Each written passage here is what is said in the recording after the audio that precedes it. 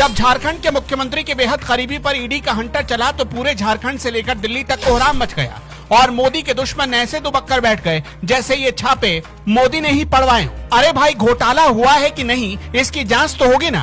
अब चाहे कोई सीएम साहब का दुलारा ही क्यों ना हो, ईडी को इससे क्या लेना देना, उसे तो बस अपना काम करना है। ठीक वैसे जैसे चारा घोटाले में सीबीआई ने लालू यादव को पाताल से खींच कर निकाला था और उन्हें जेल पहुंचाया था, आज वैसा ही कुछ झारखंड में भी हो रहा है।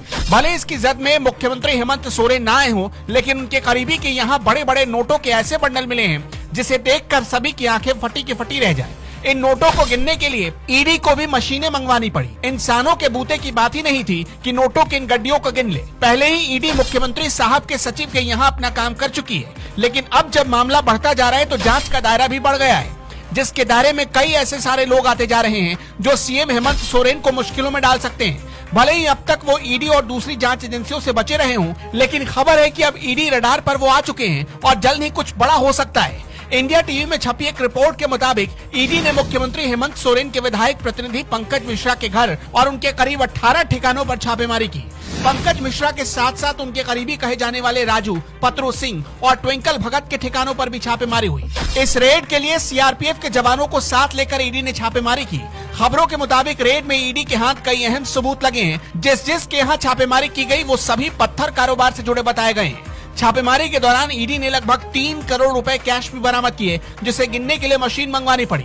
वहीं पंकज मिश्रा के घर से जमीन के कई कागजात बरामद किए गए। ये छापेमारी टेंडर घोटाले की जांच से जुड़ी हुई बताई गई है। लेकिन ये पहला मौका नहीं है जब ईडी ने मुख्यमंत्री हेमंत सोरेन के करीबियों पर हाथ डाला हो। इससे पहले खान और उद्योग सचिव आईएएस अधिकारी पूजा सिंघल को मनरेगा घोटाले में गिरफ्तार किया जा चुका है। उनसे पूछताछ के दौरान ईडी को कई चौंकाने वाली बातें पता लगी हैं।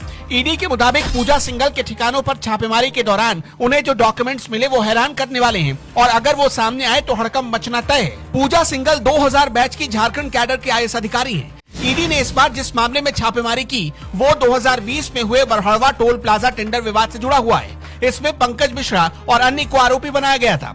इसी केस को टेकओवर करते हुए ईडी ने जून 2022 में पंकज मिश्रा के खिलाफ मनी लॉन्ड्रिंग का केस दर्ज किया था। खबर है कि पूजा सिंघल की गिरफ्तारी के बाद खनन अधिकारियों से पूछताछ के बाद ईडी को कई सुराग मिले थे, जिसके बाद एक साथ 18 ठिकानों पर छापेमारी की गई। खबरों की माने तो आने वाले दिनों में जांच की आंच झारखंड के मुख्यमंत्री पर भी पड़ सकती है और अगर ऐसा हुआ तो लालू यादव की तरह हेमंत सोरेन को भी जेल जाना पड़ सकता है। हालांकि अब तक की गई कार्रवाई पर हेमंत सोरेन ने चुप्पी साध रखी है और वो कुछ भी बोलने से बच रहे हैं।